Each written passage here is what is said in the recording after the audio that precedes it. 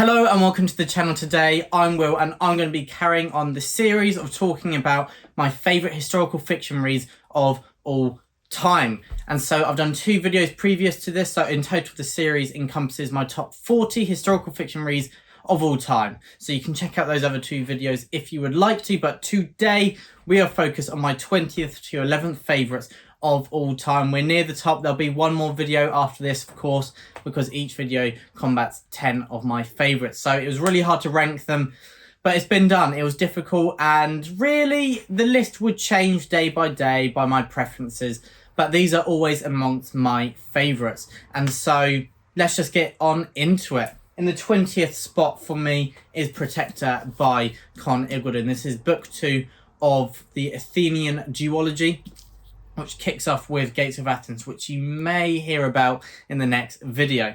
This is book 2. It follows straight after the conclusion of book 1, and we have more of the most well-known conflicts and battles of the war between the Greeks and the Persians.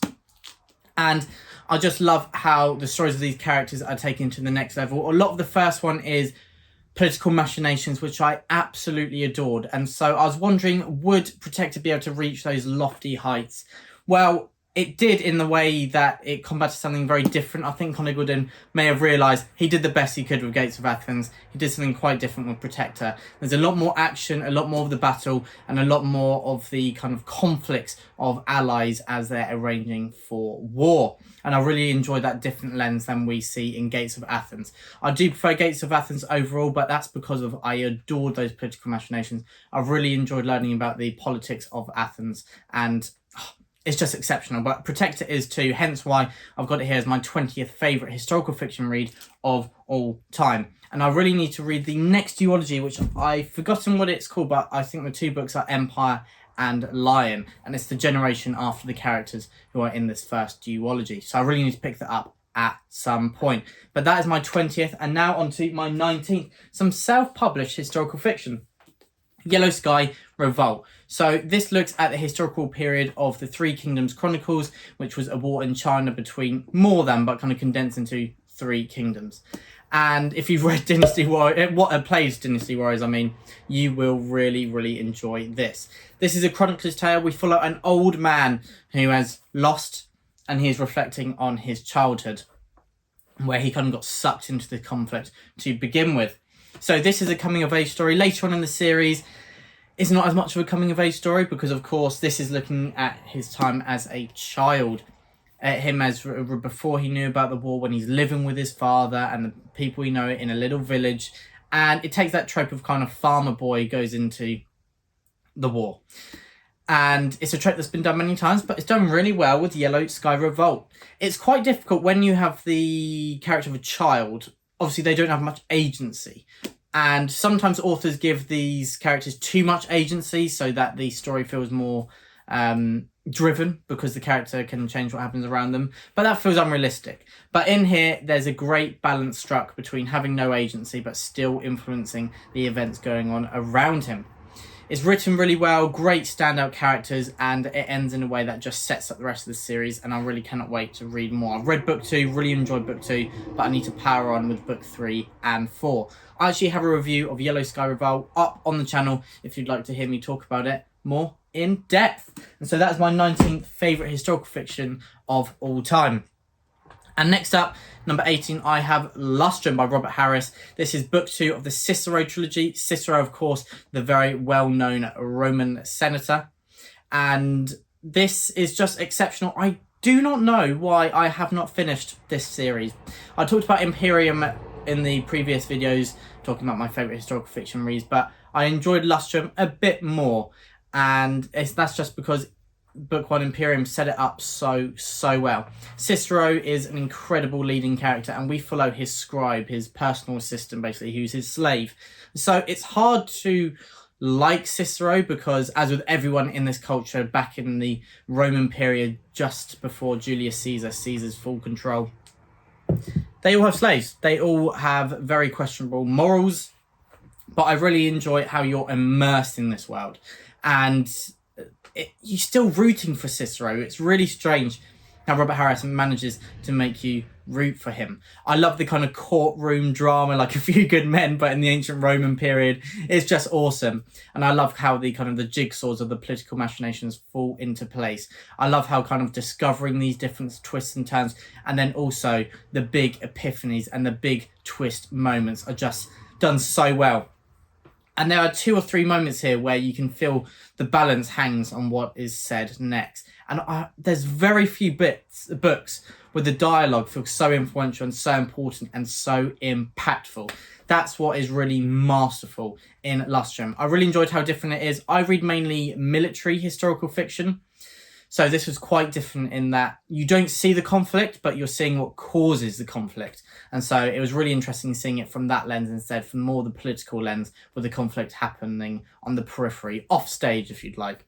And so that is Lustrum, my 18th favourite historical fiction read of all time.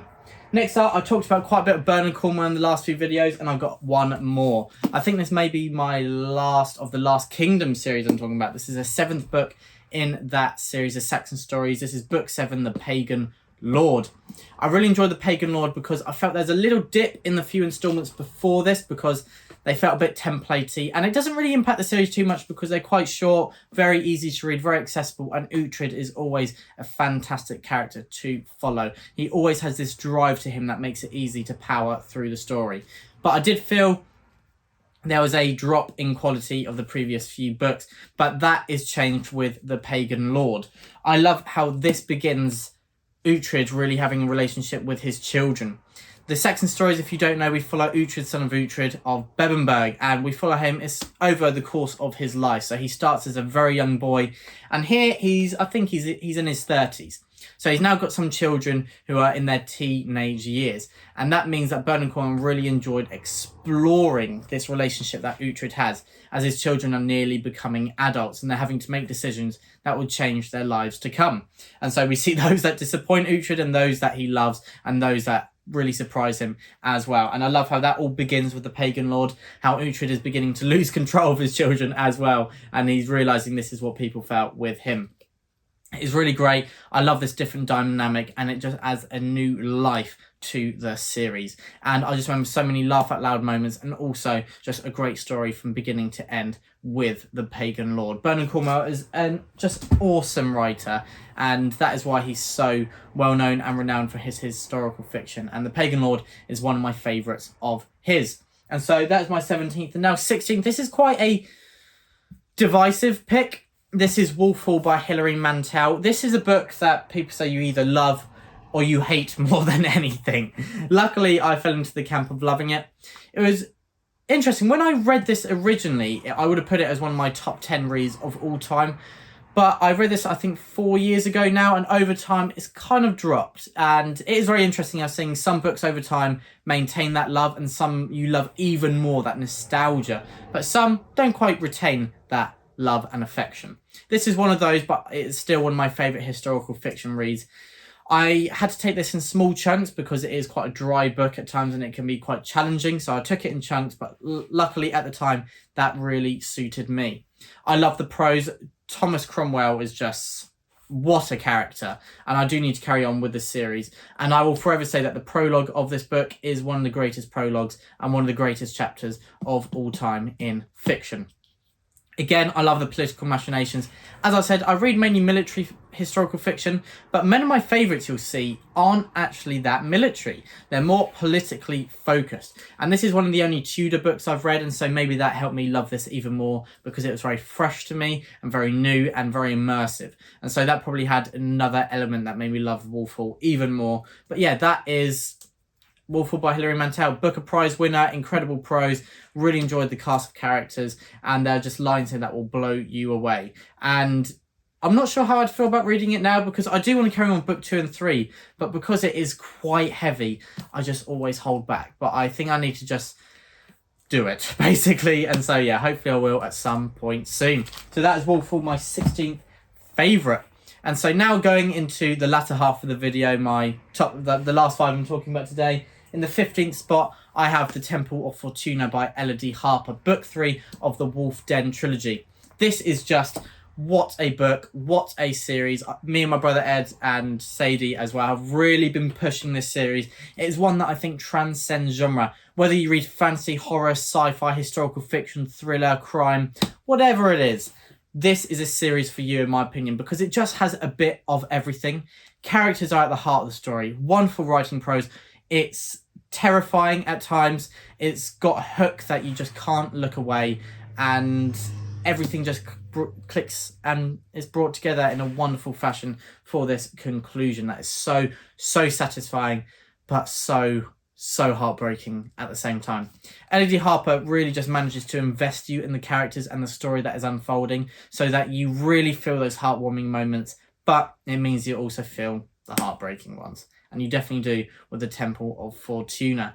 I wasn't quite sure how L.D. Harper was going to wrap this trilogy up in a way that was really satisfying, especially when I saw it's quite a bit smaller than the previous installment. But I shouldn't have doubted her. She did it yet again. I've read 3 books by her, all of this series, 5 stars from me. And for a first series, it is just exceptional. L.D. Harper, I will be reading whatever she puts out into the world.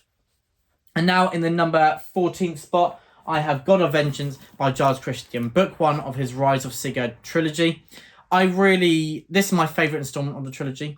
I love how it begins. I love that we follow Sigurd as a child, as he's in his home. He's just enjoying life. I love that in books. But of course, that gets disrupted, as you can tell with the title, Vengeance. Sigurd, someone betrays his family, someone's family die. He is off for a pursuit of vengeance. And I love this kind of, it might be a bit misleading to say Magnificent Seven vibe, but by that I mean putting a group together, all from different backgrounds, different motivations, but something ties them together. And I love how they really form this camaraderie throughout God of Vengeance. And also the showdown at the end is quite small scale, but it is just so awesome. It is imprinted on my memory. It is so visual. It is just so brilliant. Giles Christian is a really lyrical writer as well, so when he needs to, he brings out that lyrical prose and just adds that extra level of quality to his books and to those scenes that hit so powerfully. He's one of my favourite authors. There is actually, I think, another book in this list that is a book of his that we'll be talking about, but God of Vengeance is my favourite of his kind of Viking stories. So I've read his Raven trilogy and his Rise of Sigurd trilogy, and this is my favourite of the lot. It is also one that I think is quite accessible. If you haven't really read much historical fiction before, this is a series I would say to begin with. Maybe I'll do a video of that in the future, but you can check out one that we did on the Brothers Gwyn for beginner historical fiction recommendations as well. But this is one that I'd put amongst those ranks. And so now getting to the final 3 of the video. I hope you're enjoying it so far. I've got this really cute little pocket edition for Whom the Bell Tolls. Just what an edition. I could literally, when I was reading it, fit it in my pocket. Not sure if it will fit in this one. Not quite. But I had an inside pocket, I remember, when I was reading this. And I was going out, I was going to get a bag that I could put it in. And then I thought, it's called a pocket edition. Let's try it out. And then bang, it just fit in the pocket. And then it looked like I was very well prepared when I then whipped it out on the train and I just started reading. But For Whom the Bell Tolls, this is by Ernest Hemingway, one of the most renowned fiction writers of all time. This is set in the Spanish Civil War in 1940 or maybe 1939. It might have been released in 1940. Or maybe except a few years before. Sorry, I don't quite remember. But I think it was published in 1940. So this is inspired by a true story by someone who Ernest Hemingway knew, but it is fiction. So it's inspired, but it's not a true story. This is guerrilla warfare in the Spanish Civil War. We've got an American. He has come to help. He's a volunteer, and we find out his motivations as the story goes on. We have a group of kind of the Spanish resistance, and it is just so heartwarming, this group of characters, seeing what are they fighting for. We meet some people who are despicable. We meet some people who their motivations we wouldn't agree with. And all of our characters, they have flaws.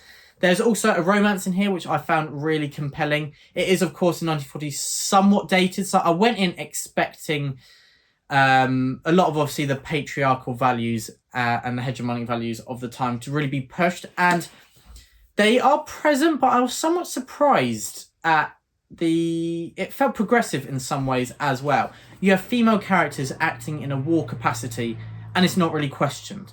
Our main character, he really just looks at the characters on their worth on can they do their job well. And so I was quite surprised by that. I wouldn't say that it is progressive in the sense of it isn't what we'd expect from a modern novel, but it was more than I expected, especially with Ernest Hemingway's reputation and obviously it being written in 1940 as well. So it positively surprised me in that respect. So I really enjoyed the kind of lens on different characters that we see in For Whom the Bell Tolls. It was really compelling. I really enjoyed the romance, and the ending is just heartbreaking. It's so impactful, and it's one that I would really want to read again, and I definitely need to read some more Ernest Hemingway. Please let me know if you would recommend, I think, The Sun Also Rises or A Farewell to Arms. Let me know which I should read first by Ernest Hemingway, as I loved this. So that is my 13th favourite historical fiction read of all time. Or is it my... Yes, it is my 13th. And then number 12, I have Lancelot by Giles Christie. And this is book 1 of the Arthurian Tales trilogy. This is, of course, about Lancelot. And I found quite hard, after reading The Warlord Chronicles by Bernard Cornwell, I thought I would hate hate Lancelot forever. Giles Christie changed that. He shows that, you know what, I can look at Arthur in a different... why do I keep saying Arthur? I can look at Lancelot from a different perspective. This is very unique Arthurian legend retelling. It is historical fiction. It's set in the Dark Ages, so it's quite similar to Bernard Cornwell's take in that sense. We have Lancelot. He is taken to an island. I don't want to say anything more because of spoilers, but he is basically trained. He grows up with some other characters of Arthurian legend who we may very well recognise, Merlin being one of them.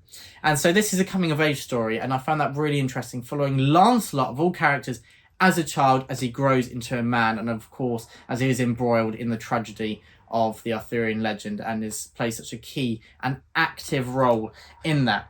It is hard. I've read quite a few Arthurian retellings now, watched quite a few now. It is hard to find a fresh retelling, but this is definitely a tick for that. It is new, it is unique, it is fresh. Giles Christie does a brilliant job. Of course, all the brilliant things I said about the Rise of Sigurd trilogy, the wonderful prose, the great emphasis on characters, and the engaging plot, they're all present in Lancelot as well. But he also uses a lot of foreshadowing because, of course, we know some of the events that are going to unfold. So Lancelot is a book I hold very dearly as well. There's sentimental value that it was the first audiobook I ever listened to, and I just fell in love with it. And I've now listened to over 100 audiobooks, and I adore listening to them. And so this started that journey, and so I have my brother Ed to thank for that. And so maybe that's raised this up the list slightly, but I don't think so. I think I've been quite objective in terms of the books that are my favourites. And of course, it's not an objective list. Reading can never be objective, but in the sense that I don't think that I've just raised it up the list for sentimentality's sake. Lancelot is an exceptionally well-written book with brilliant characters, and also another one that I think people would really enjoy despite what genre they usually read. So that is my 12th favourite historical fiction read of all time. And now, the final one for the video. I've already talked about this author. I've talked about Elodie Harper. Now it's for The Wolf Den, book 1 of the trilogy. I slightly prefer this over book 3, I think because this was my first taste of Elodie Harper's writing. It really shocked me. I just heard some really brilliant things about this book, but I didn't know what to expect. It's very different from what I usually read, but I'm so glad I took that leap of faith and picked it up. I actually can't remember who I heard talking about it now. I need to find out and thank them properly. The Wolf Den is what, of course, introduces us to Elodie Harper's writing. It's her debut fiction novel. I think she did some short stories before. I think she actually won a short story competition that was judged by Stephen King, and so that speaks to her quality as a writer. But anyway, we are in Pompeii in the Roman Empire. We follow an Amara who has been made a slave. And this is a heartbreaking story, but it's a story of sisterhood as well. The other slaves in this brothel who are all forced to work for Felix, who we grow to hate and despise so much. They form this sisterhood, and those bonds of friendship are incredible. But it's amazing how Elodie Harper really explores this relationship. And when the characters are given a chance to save themselves or sacrifice something for the others, what will they choose? And it is so moving, so heartbreaking. I don't know how Elodie Harper managed to get me invested so quickly. It happened within 20, 30 pages, and I felt myself being moved already. And that is when you know it's a truly rare book. From here on to the rest of the list, my next 10, which will be in the next video, I'd say these are all truly exceptional books of just the highest caliber. And The Wolf Den begins that list, really. And it is just, I need to read it again. I think I will be doing a reread at some point, and I cannot wait for Ella Harper's release next year, Boudicca's Daughter. So, as I said before, I'll be reading anything Ella Harper puts out, and I really, really highly recommend reading The Wolf Den. And so, there we go. They are 10 books I've talked about in this video, my 20th to 11th favourite reads of all time in the historical fiction genre. So everyone, thank you so much for watching. Let me know if you've read any of these. Let me know if you're intrigued by any of these. And let me know if I've loved these. Are there any books that you'd recommend that have a similar vibe or the same author but another book by them? Please do let me know the answers to any of those in the comments below. As always, thank you so much for watching and for supporting the channel. Hopefully I get some of you to read some more historical fiction. But for now, truth and courage, stay safe.